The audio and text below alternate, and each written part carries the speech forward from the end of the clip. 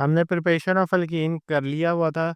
तो now today topic is properties of alkenes, कि क्या क्या खसूसियात होती हैं अल्कीन्स की, वो हमने अंडरस्टैंड करनी है।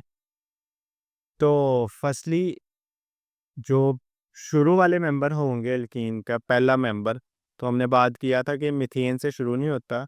मीथेन नहीं होता, एक कार्बन नहीं होता, मिनिमम 2 कार्बन होनी चाहिए, जो कि इथेन होगा। So the first member of alkene is ethane.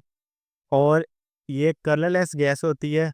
ये कलरलेस गैस होती है और इसका प्लेजेंट ऑर्डर होता है। प्लेजेंट मतलब अच्छा, खुशबूदार। और अल्कीन नॉन पोलर होते हैं।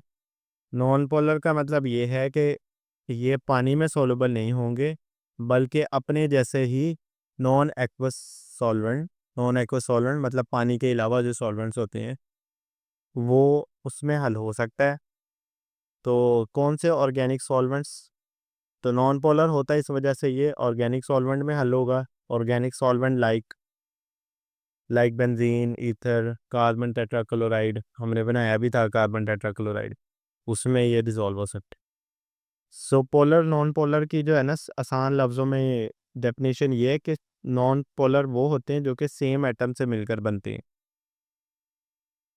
अब अगर आप इसमें देखो, इसमें कार्बन कार्बन है दोनों, ये बॉन्डिंग बना रहे होते हैं। तो हम कार्बन ही की पोलैरिटी नॉन पोलैरिटी की बात कर रहे हैं।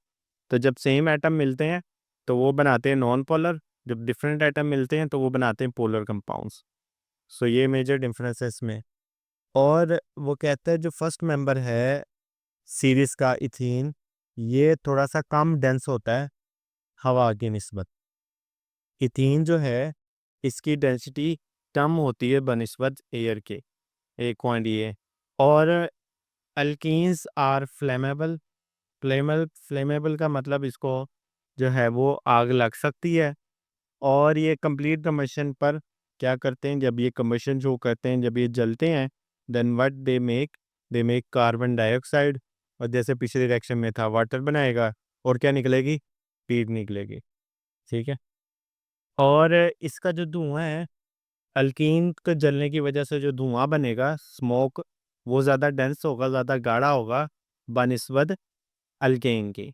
अल्केन को जलाओगे तो उसका धुआं निकलेगा, वो इतना गाढ़ा नहीं होगा। अल्कीन को जलाओगे उसका धुआं निकलेगा, वो ज़्यादा गाढ़ा होगा। और उसके बाद इसके melting point and boiling point ये बढ़ता रहता है जैसे जैसे मालिकुलर मैस बढ़ता है। ये इंक्रीज होते हैं with respect to the molecular mass. अब आप खुद ही देखो, जो चीज़ वज़नी होती जाएगी, वज़न में बढ़ती जाएगी, उसकी डेंसिटी भी बढ़ती जाएगी, वो ज़्यादा गाढ़ी होती जाएगी, उसको तोड़ना भी उतना मुश्किल हो जाएगा। ठीक है, तो ये वही कॉन्सेप्ट है कि मॉलिक्यूलर साइजेस जैसे जैसे बढ़ते जाते हैं वैसे वैसे मेल्टिंग बॉइलिंग पॉइंट भी बढ़ता जाता है। आगे है इसके केमिकल रिएक्शंस। तो केमिकल रिएक्शंस को समझने के लिए आपको पहले एक कॉन्सेप्ट क्लियर होना चाहिए कि वाई अल्कीन्स आर रिएक्टिव। ये आपको क्वेश्चन आता है कि अल्कीन्स जो हैं वो रिएक्टिव क्यों होते हैं, वो इतनी जल्दी रिएक्शन क्या क्यों दे देते हैं, क्या वजूहात हैं। ये कॉन्सेप्ट वाली बात है, इसको समझो। जब हम अल्केन को देख रहे थे तो अल्केन के अंदर सिंगल बॉन्ड होता है। अगर इधर इलेक्ट्रॉन है और इधर इलेक्ट्रॉन है तो वो बहुत ज़्यादा टाइटली बॉन्ड होगा इन दो कार्बन के दरमियान। इन दो कार्बन के दरमियान ये दोनों इलेक्ट्रॉन बड़े ज़ोर से जुड़े हुए होंगे, उसको अलहदा करना बहुत मुश्किल है, उसका किसी और के साथ रिएक्शन करना मुश्किल है।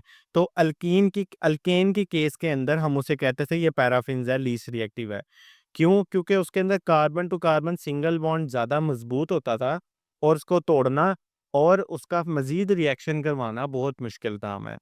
लेकिन अल्कीन के केस के अंदर आपके पास सिंगल बॉन्ड के अलावा एक और बॉन्ड अवेलेबल होता है, जो जिसको आप डबल बॉन्ड कहते हो। अब ये जो एक्स्ट्रा बॉन्ड अवेलेबल है, यहाँ पर इलेक्ट्रॉन अवेलेबल है, इलेक्ट्रॉन पड़े हुए हैं। एक तो इलेक्ट्रॉन्स वो हैं जो कि बॉन्डिंग बनाने में काम आ रहे हैं, जिसको हम सिग्मा बॉन्ड कहते हैं। एक वो इलेक्ट्रॉन है जो कि पड़े हुए हैं काइंड ऑफ फ्रीली। ये जो नीचे पड़े हुए हैं इसकी निस्बत ये ऊपर फ्रीली पड़े हुए हैं, मतलब ये रिएक्शन में हिस्सा ले सकते हैं। ये किसी और को इलेक्ट्रॉन देना, देकर रिएक्ट करना, रिएक्शन करना, ये पॉसिबिलिटी है बनिस्बत इस केस में। इस केस के अंदर मुश्किल है। ये स्ट्रिक्टली जुड़े हुए हैं एक दूसरे के साथ। लेकिन इस केस के अंदर, दिस केस, यहाँ पर इलेक्ट्रॉन अवेलेबल हैं।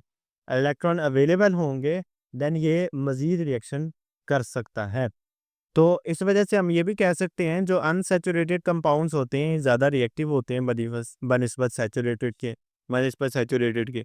तो अनसैचुरेटेड कौन से थे जिसमें कार्बन की वैलेंसी सेटिस्फाइड नहीं थी, मतलब double bond, single, triple bond वाले। और सैचुरेटेड कौन से थे जिसमें कार्बन की वैलेंसी सेटिस्फाइड थी, जैसे सिंगल बॉन्ड वाले। ठीक है, तो इसका मतलब ये है कि इसके ऊपर आसानी से रिएक्शन हो सकते हैं डबल बॉन्ड। तो हम ये कह सकते हैं जो कि अनसैचुरेटेड होंगे, जिनके अंदर डबल बॉन्ड होगा, उसके अंदर एडिशन रिएक्शन पॉसिबल है। एडिशन रिएक्शन का मतलब ये है कि कोई चीज़ इसमें शामिल हो सकती है। क्यों? क्योंकि इलेक्ट्रॉन्स आर फ्रीली अवेलेबल जो रिएक्ट कर सकते हैं, जो कि उसमें ऐड करने की सलाहियत रखते हैं कोई चीज़। तो एडिशन रिएक्शन ये ईज़िली दे सकते हैं। तो उसने कुछ लाइन लिखी हुई है आपकी कि अनसैचुरेटेड ऑर्गेनिक कंपाउंड्स जो है ना, वो अ एडिशन करके किसी चीज़ की तो सिंगल बॉन्ड में आ सकते हैं। मतलब ये डबल बॉन्ड जो है, वो जब रिएक्शन करेगा देन वो सिंगल बॉन्ड में आ सकता है। तो दीज़ आर एडिशन रिएक्शंस कि कोई चीज़ शामिल हो इस। अच्छा, उसके बाद इसके रिएक्शन है हाइड्रोज पहला रिएक्शन है हाइड्रोजनेशन ऑफ एल्कीन। तो ये हम खैर पहले कर चुके हुए हैं, किसके अंदर, जब हम एल्कीन तैयार कर रहे थे। तो उसमें हमने हाइड्रोजनेशन ही की थी एल्कीन या अल्काइन की। तो इसमें भी वही है, हाइड्रोजनेशन का मतलब हाइड्रोजन को ऐड करना। तो इसमें आप क्या लोगे, डबल बॉन्ड लोगे, उसमें हाइड्रोजन ऐड करोगे in the presence of nickel as a catalyst, 250 से 300 डिग्री टेम्परेचर दोगे। ये कंडीशंस आपको याद रखनी है। और यहाँ पर हाइड्रोजन एक इधर चला जाएगा और एक हाइड्रोजन इधर चला जाएगा, and this will make CH3 single bond CH3। तो इसके अंदर एडिशन हुई है अब हाइड्रोजन की। तो ये कौन सा रिएक्शन है? Addition reaction. अगर आपको एमसीक्यूज में पूछे जी ये कौन सा रिएक्शन है, अभी हाइड्रोजनेशन ऑफ अल्कीन कौन सा टाइप ऑफ रिएक्शन होगा, एडिशन होगा, एलिमिनेशन होगा, कौन सा होगा, तो दिस इज एडिशन रिएक्शन, क्योंकि इसमें हाइड्रोजन ऐड हो रही है, शामिल हो रही है।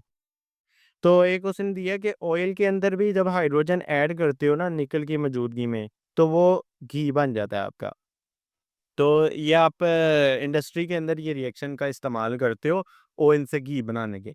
आपको जो घी होता है उसमें कोई एक्स्ट्रा चीज़ नहीं है, सिर्फ उसकी हाइड्रोजनेशन करवाई जाती है ऑयल की, तो वो थोड़ा हार्ड फॉर्म में, काइंड ऑफ हार्ड फॉर्म में आ जाता है, जिसको आप घी कहते हो। मार्गरीन कहते हो उसको, बनास्पति घी। अब डिपेंड करता है आप ऑयल कौन सा इस्तेमाल कर रहे हो, ज़रूरी तो नहीं बनास्पति घी ही बना सकते हो।